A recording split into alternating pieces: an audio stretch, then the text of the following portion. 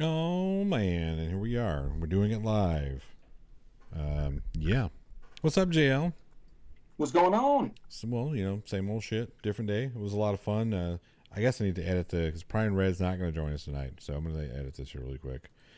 Take Prime Red. We'll just say with JL Warren. That was a fun conversation. That was good. That Yeah, was really good. yeah. Michael Raptor in the chat says, let's see here. One thing about jokes about minorities, there's a difference between the topic and the punchline. In the man in a dress type of jokes, for example, the broken gender roles are the punchline. Interesting. Eddie Izzard makes lots of jokes about being transgender, but being trans is never the punchline. That's true. Is he transgender or he's a transvestite? He still No, fancies he's a cross dresser. right. Yeah, Does it's that part of does, it's part of his shtick. so does that count as a transgender? I'm not sure. I don't know I don't think that classifies him as trans. It's his performance style. So my wife says he's one gender, but he identifies as another. Does he identify as a woman, or does he just identify as a guy who likes to dress up as a woman? I've read a lot of stuff with Eddie Izzard. So Microraptor says he's transgender, and we'll go with that.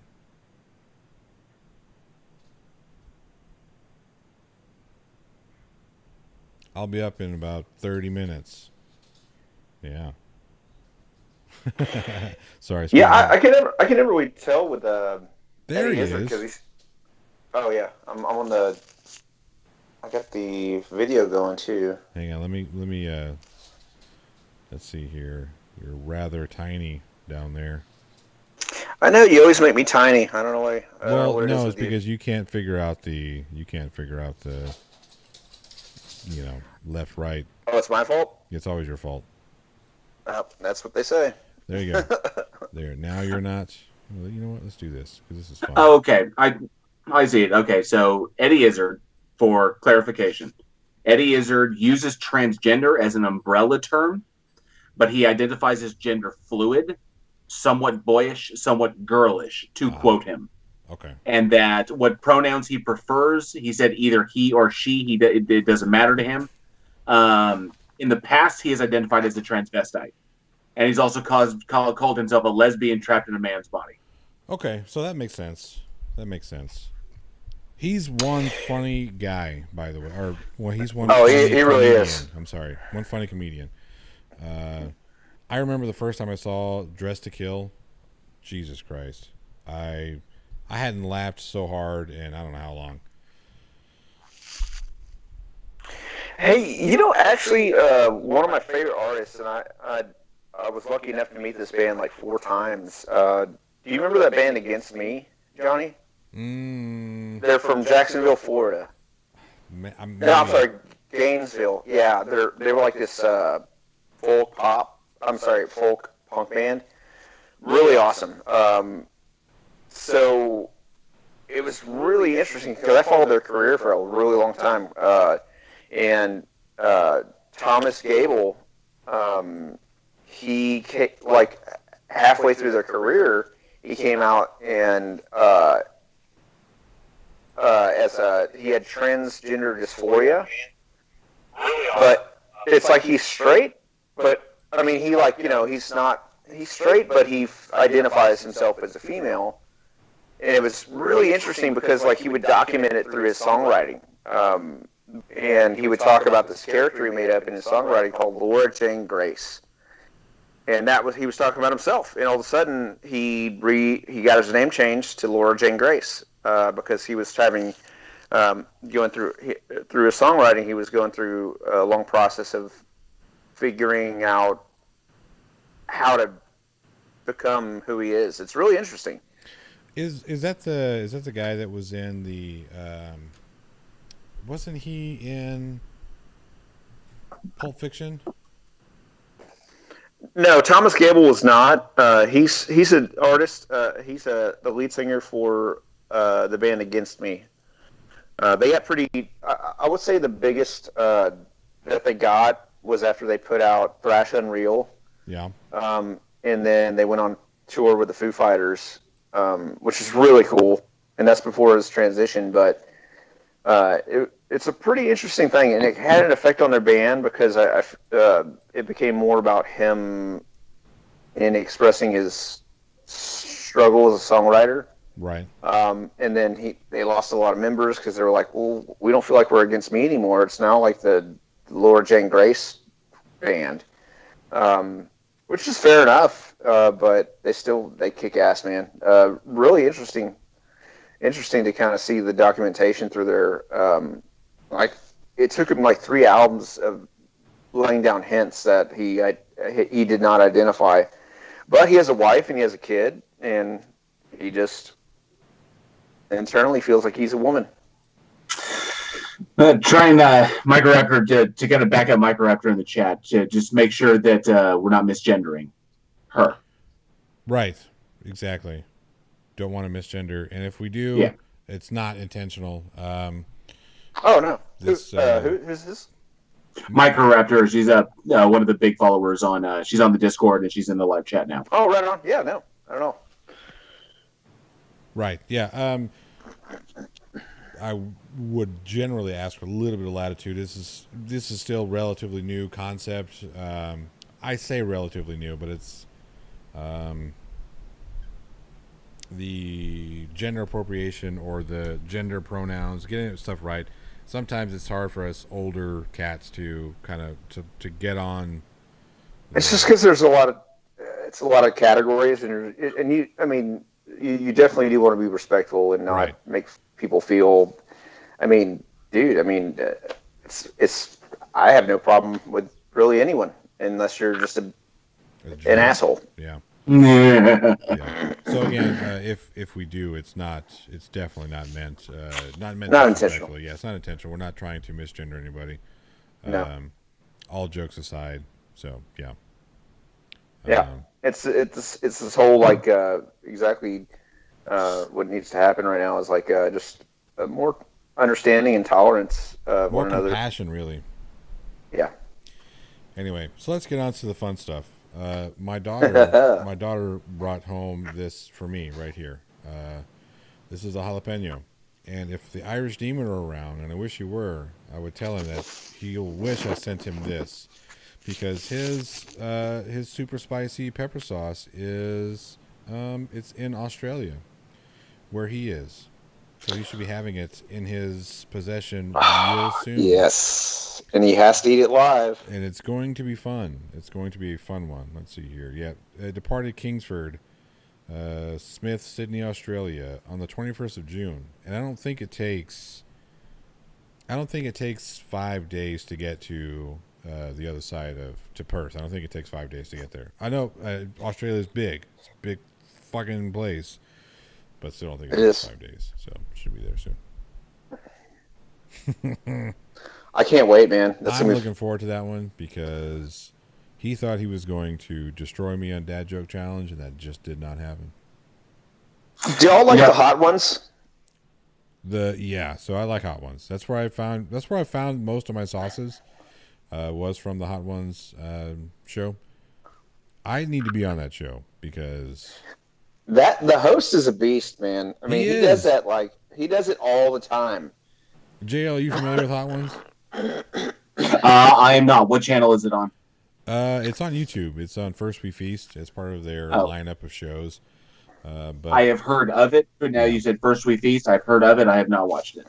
There are some. And they have every celebrity from like Post Malone to just anybody you could think of, like I don't know, Samuel L. Jackson. I don't think he's been on there, but no, Sam Jackson's on it.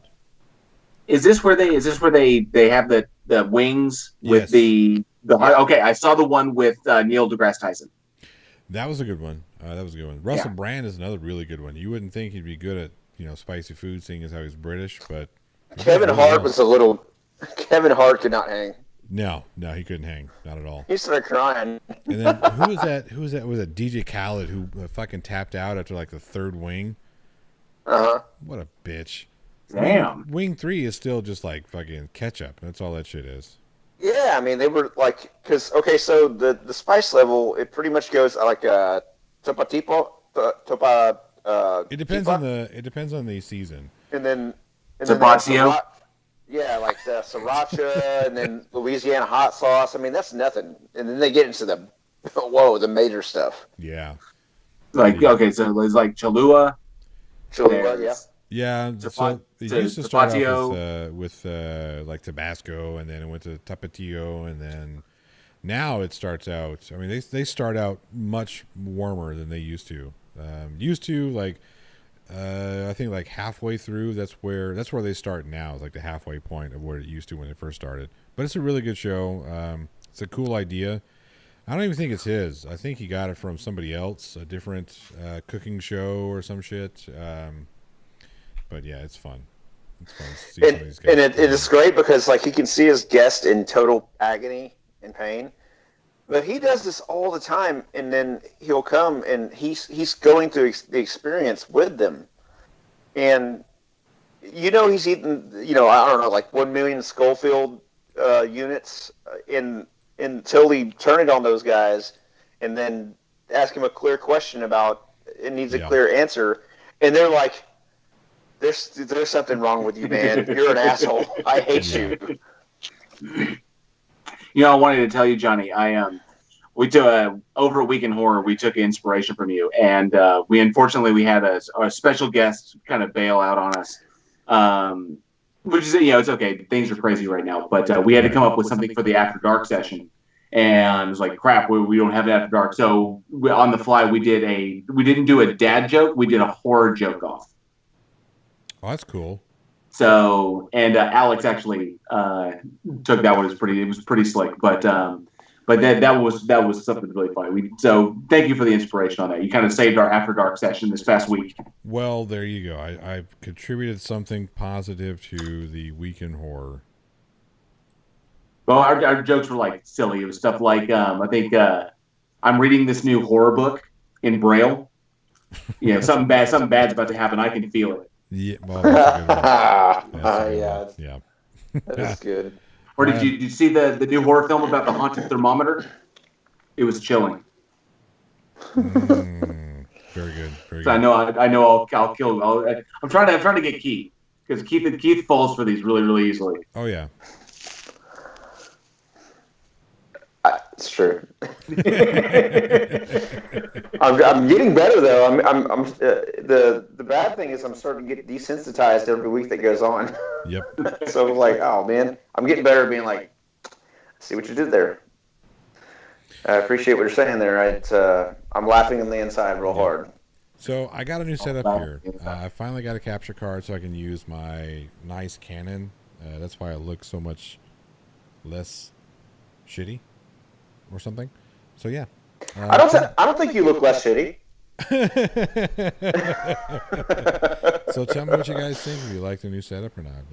If you do, I'll perfect it. I need a shorter.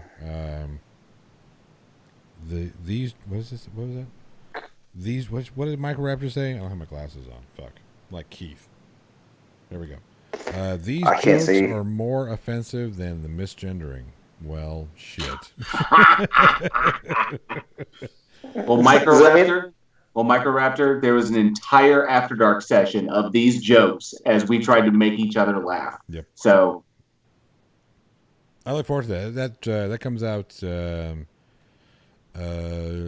right? Coming out tomorrow. That new episode 40 drops on Sunday. And that episode will be that After Dark session will be hitting our Patreon on Wednesday the 1st. So After Dark and our Bloodbath debates, those always hit on. The fake episode 40? It wasn't a fake episode. I'm still salty about that. Oh, yes. Okay, a little behind the scenes information for the people who might be for the audience who's listening. We record our episode numbers are slightly off. When we record episode 42, it's technically episode 40. When we recorded episode 40, it was technically 38. We're 2 episodes off in our order because the very first 2 episodes that we have are archived because they're so bad. We're probably not going to put them out because they were really, really terrible. So bad we didn't know. No, they're not even that. They're just JM bad.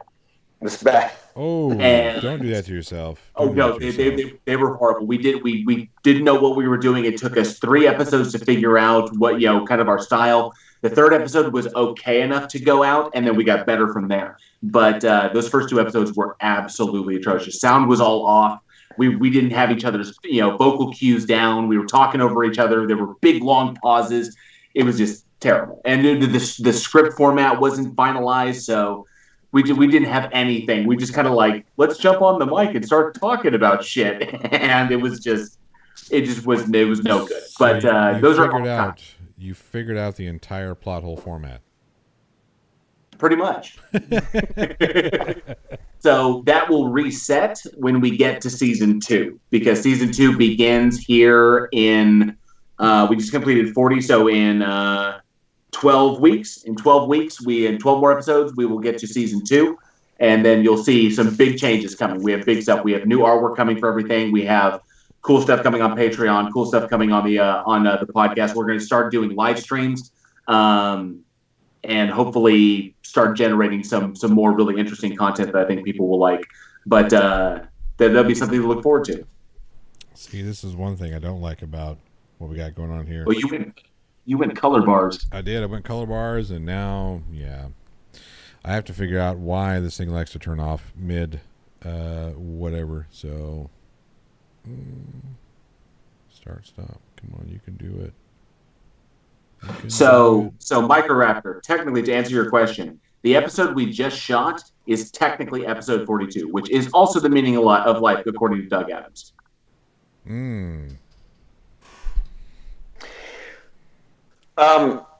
I think I asked you this in private message while we were doing the broadcast tonight, Johnny. Can I get is there a link out there to see the JW stuff? The JM, you don't want to see it, but you can. I'm curious because it sounds like it'd be interesting.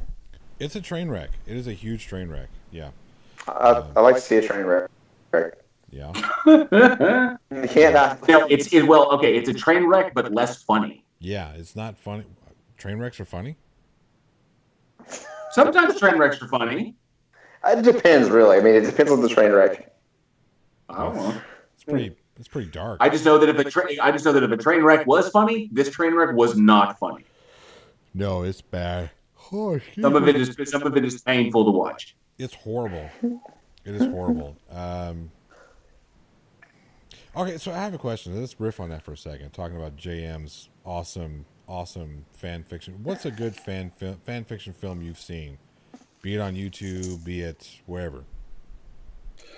Ooh, let's see. Fan films. Some of the best stuff I've seen. I saw a Batman. What was it? It was Batman, Aliens, Predator fan film, which was really fucking good. Surprisingly good for that, because it was Batman was with the Joker, and then the Joker gets grabbed by an alien, and then the aliens surround Batman, then the Predator jumps in, and then the aliens die, and then Batman and the Predator jump out, and that's the end of the deal. So it was really well done. It was very professionally shot. Andrew Koenig, who is Walter Koenig's son. You should remember Walter Koenig from Star Trek. Koenig. So but Walter Koenig, his son Andrew, played the Joker in that. Really? Yeah, and he was actually really, really good. Unfortunately, he passed a short while after that came out. But that was a really, really good fan film. Yeah.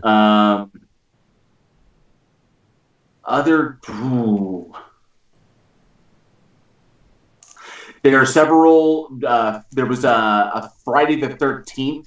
There was 2 Friday the 13th fan films that I've watched that were really solid, because you can tell that. Is it Friday the 13th Vengeance? Little Wolf. Yes. Talked about that one.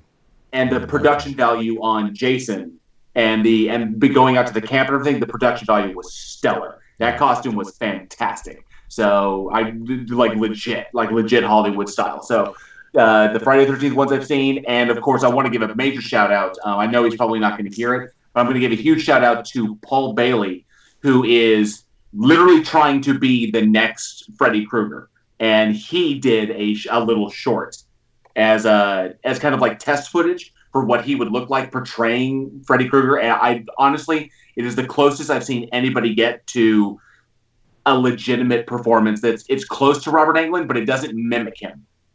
It's in Paul's style, but he pays homage to what Robert Englund did to his legacy, but he definitely makes it his own. It's really fucking good. You can check his stuff out. He's on Facebook. He's on YouTube. So Paul Bailey, I believe is his name.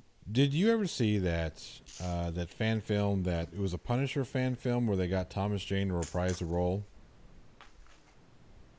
No, that I did not see. It was really good. The special effects were shit, but the whole idea was really good. Like, he was doing his laundry and there were some kids attacking these other people and Thomas Jane just goes all Punisher on him. It's one of the few roles that I really appreciate Thomas Jane in, is a Punisher.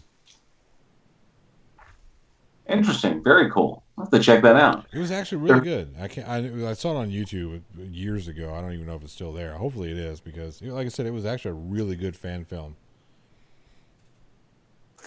Hey, what's that? Man, I'm drawing a blank. I used to have like all of us said, well, I'm getting old, so I forget shit now. What's the movie that came out? Venom. With Tom Hardy? The newer one? Yeah. Yeah. Any thoughts? That's okay. I may get some hate for this. No, I was not a fan of the movie. Of all the things I am a fan of: horror film, horror literature, comic books, Star Trek, Star Wars. I'm a giant geek in that respect. The number one thing that I am a giant fan of is Spider-Man. I am a huge Spider-Man nut. A lot of people didn't like that because of the Spider-Man. Like, Spider-Man nuts didn't like Venom. Yeah, I'm a tremendous Spider-Man fan. I'm going to show this. Like, what are we looking at? Hang on a second. That's the Evil That Men Do, written by Kevin Smith, signed, autographed by Stan Lee. Oh, cool. That's just one of the things in my collection. What was that grade? What was that grade up there? 9.8. Wow. So I think I still have the only cool thing that I have is like the Superman's Dead. Remember that one?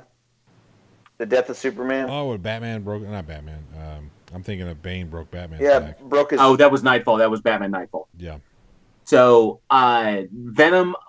I'm a big fan of Venom as well. I like the symbiote series. I like Venom. I like Carnage. I like the one with the symbiote 6.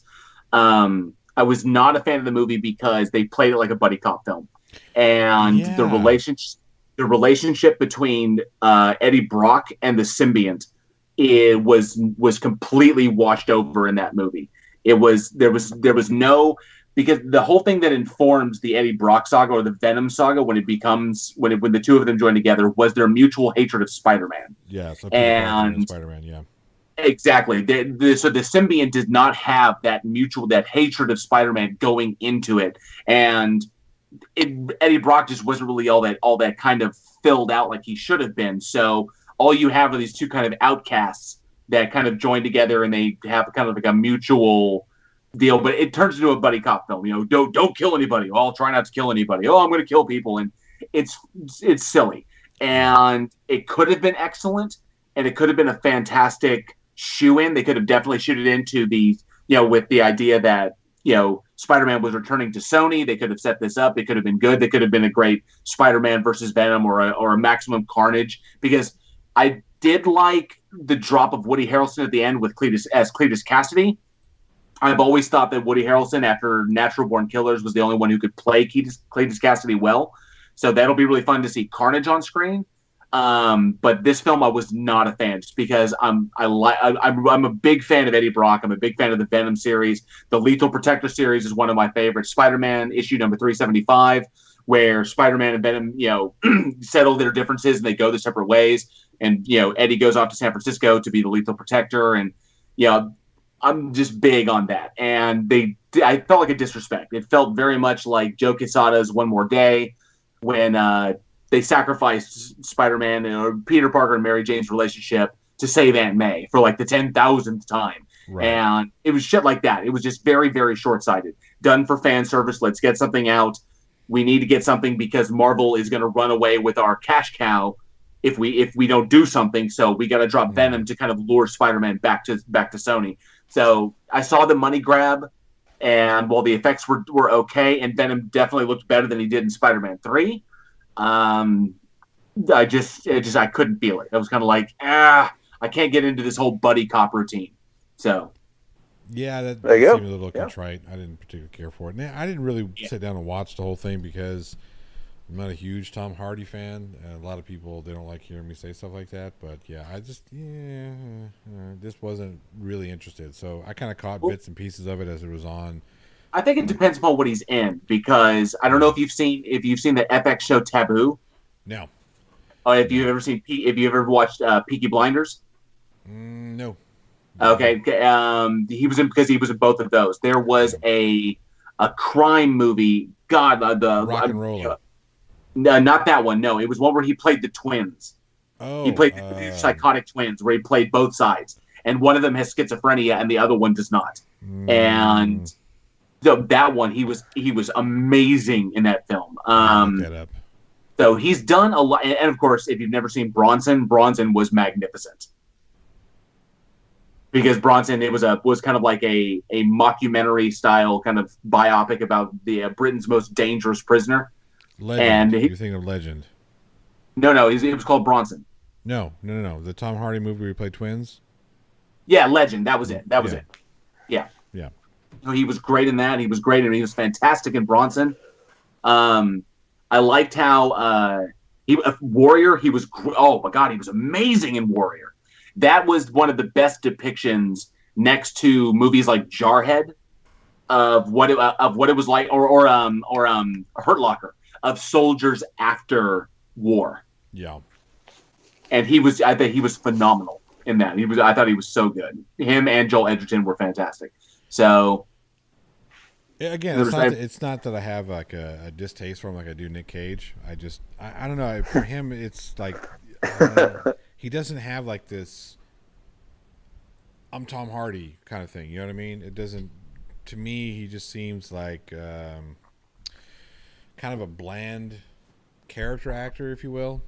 I did like him in Rock and Roller because I thought he played. Don't judge him for Oh. Yeah, for Bane. Yeah. I got all kinds of shit around my office.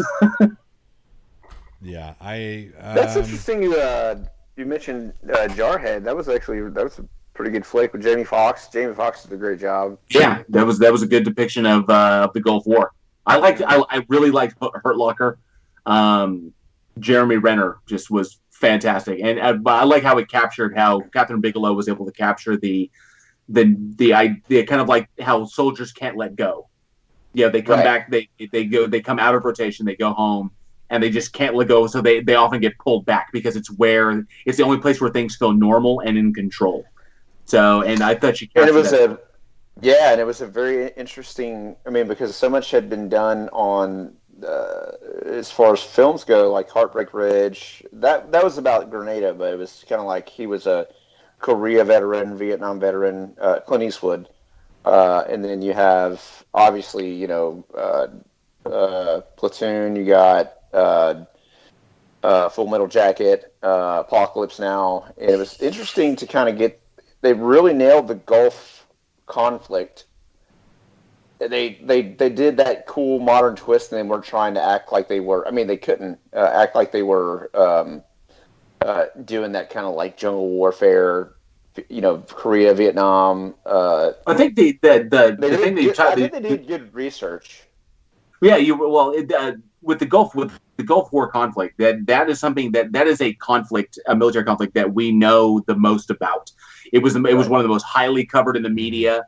We were constantly aware of it. We have the most data about it. Whereas going back foreign conflicts, you're looking at Vietnam, you're looking at Korea, you're looking at World War II. Whereas the amount of information we have we have a lot, but it's more limited and it's not as detailed. Yeah, right. So those conflicts become more mythicized in our minds. Right. So we think of the kind of like the mythic or the epicness of World War II. Landing on D-Day, the D-Day landing, or story, Normandy and shit like that. And then of course with the horrors of Vietnam and Korea and the My Lai massacre, we have these things that are mythologized in our heads.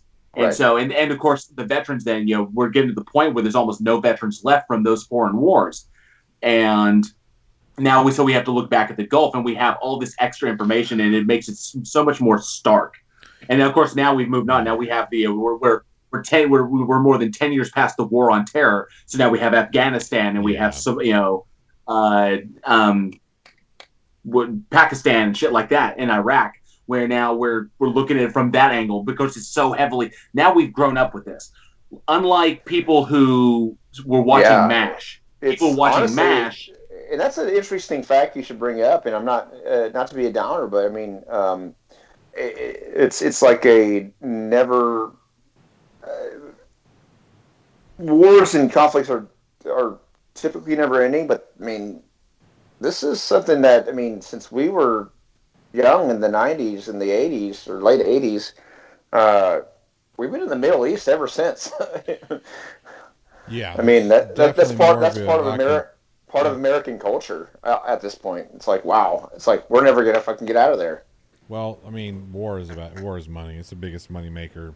One of the biggest money makers. And they made great points in Jarhead about that whole thing. I mean, a lot of them, when they're sitting around bored and they're just like waiting to get a kill, and they're like, why are we even here? And then the scene where they're getting, basically it's raining oil and there's fires everywhere. I mean, there was some interesting kind of political commentary in it as well. And you see, back then, one thing that got me is looking at movies like Three Kings, movies like Jarhead, movies about the Gulf conflict, Desert Storm, stuff like that. Is that this was pre 9/11, pre 9/11 warfare. Black Hawk Down was a really, really good one. In Mogadishu. Yeah. The whole big thing was that this is all pre 9/11, and pre 9/11 conflict. We still had this notion that all of the branches of the military, there wasn't a heavy amount of communication, and there wasn't heavy amount of communication between the NSA, between the FBI, between the DEA, and the CIA. Nobody wanted to share details, because if you share details, you don't get all the credit, you don't look awesome, you don't get the funding you need next year. You can't justify big budget expenditures if you don't have big wins. So nobody wanted to share details, which is, it's not a conspiracy. We know that this kind of ineptitude and kind of, I would say, what's the good word for that, Johnny? It's not favoritism. It's the unwillingness to share information. Yeah, there was just this whole. I'm trying to think of a good word for it too. Yeah, but that breakdown. Really, yeah, jackassery. But that breakdown is what led to such a tragedy like 9/11. Is that people were not talking to each other. Everybody had pieces of the puzzle, but nobody had the whole puzzle, and nobody was willing to share their pieces. And so because of that, we get snuck up on because we were ill prepared. But now, post 9/11, now everybody talks. Everybody shares information. Well, because it's all one budget. It's all one umbrella budget now. Exactly. There's still some things about here and there where, we might need more money for this. But it's still all umbrella one budget. It's all defense spending. So yeah. Anyway, let's get off this shit. Let's get back onto some fun stuff. It's funny how it kind of gets. We always go that way, right? We just derail into some serious. When you're about to fall asleep.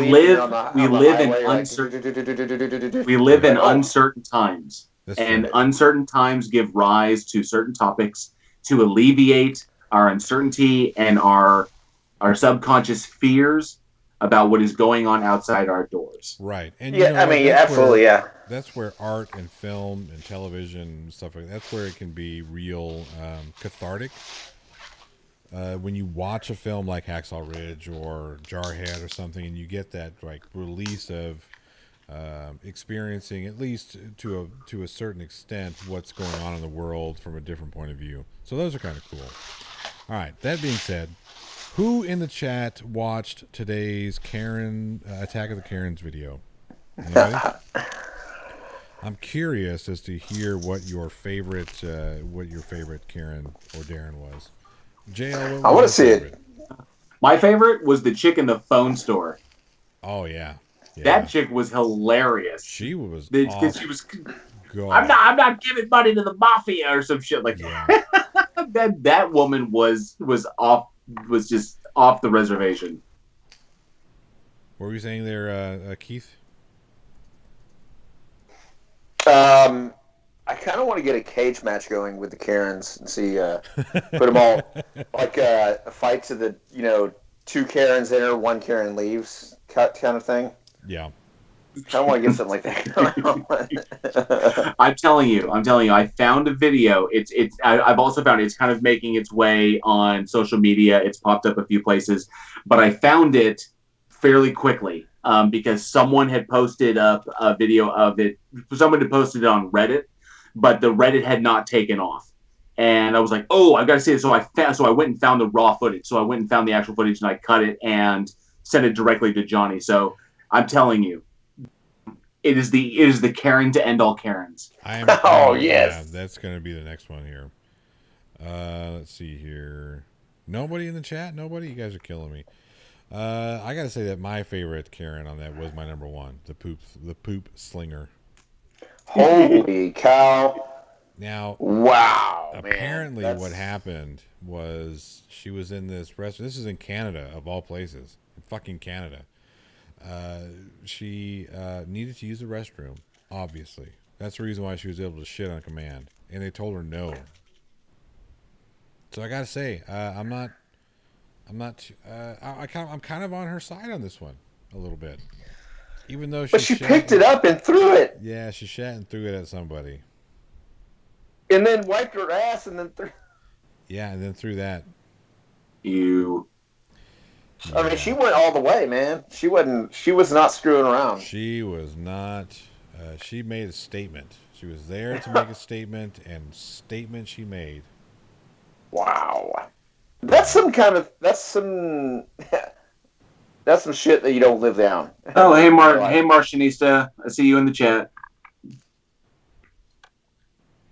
Let's see here. The ape woman Karen. Well, they're kind of all that way. So, what about the ones that just lose their crap and they're like, oh, what is it? I saw one. I'm not sure if you posted it or what, but they make stuff up while they're on the phone with the cops. He's attacking me. Oh, that was the chicken. That was the chicken Central Park. She was in the. That's right. She was in the bramble. Yeah. Totally just make it just like what? Yeah. Yeah, we talked about that one earlier on the weaponized racism. But that was a little bit of weaponized racism there. Good Lord. Yeah. But so the mini Darren, the Darren in incubation, the first one, that one I thought was great. That little kid reminds me, I watched that. I'm like, oh shit, they're my children right there. The one that's being a little asshole behind his mom. He's all, I need some help with a fucking jam. That was great. That kid couldn't have been more than 4 years old. Cute as a little butt with his little glasses and his blonde hair, and his mom, she's about to go off on something. Some sort of. It's kind of like one of those moments of, what did you just say? Oh, I think she recognized her failure as a parent. Yep. Right. Yep. And it was live, so she couldn't. Yeah, because that's kids don't learn stuff on their own. No, they don't. Yeah. So that was a fun one. Ooh, man. Uh-oh. This is not working. There it goes. Now we're cooking. All right. That's about where I want to end this sucker, because I'm getting kind of tired. Yeah, Aww. Little Wolf, the mother's face was priceless. She just, that look on her face when I need some help with a fucking jam, she just total defeat. Just like all the life that was left in her just left, and she knew that it was. It's like she kind of wanted to be angry, but she knew she. There couldn't. was you could see the whole like range of emotions kind of just cascade over her whole affect like during that whole process, and she's just like she wanted to be angry, and then she just kind of like subdued to the fact that Yep. I trained my son to be a little asshole. Oh my god. Oh man. So he is you, little wolf? Yeah, he's all of us actually. I feel like he was my spirit animal. Oh, dude, we used to get. Oh God, I'm sure all of us could agree. We used to do some gnarly stuff when we were kids. Hey, JL, is that your channel you just put in there? Yeah, I did. Sweet. Yeah, go sub to the Weekend Horror. You might get to hear my stupid thoughts on horror film on episode 38. Nice. Yes, it was episode. Was it episode 38? Yeah. He told me it was episode 40. I was like, yeah, I'll do episode 40 because that's a good one. 40's episode. And then he's like, no. Episode 38. No, now it's 38. 38. Yes. I'm sorry, I was looking at it because you were covered for Alex. You were a guest host. Yes, it was a lot of fun actually. Yes. I would love to do it again on the real episode 52, but no pressure. Microraptor, yes. Sometimes we are too tired to be angry, and then there are other times where we realize we did that. So I'm going to share a story with you. When not my youngest daughter, when my middle daughter was about 18 months old, maybe a little older, maybe right around 20 months, give or take. She was young. She was 2 years or younger. Just started walking. Well, not just, but she'd been walking for a while and speaking really well. All my children spoke really early because we just talk to our children normally. But this little girl, we were cleaning up the house or something. And I said, hey, can you help me clean up? Let's go. We got to pick this up. And I turn around and I hear, fuck it, damn it. And I look back really quick.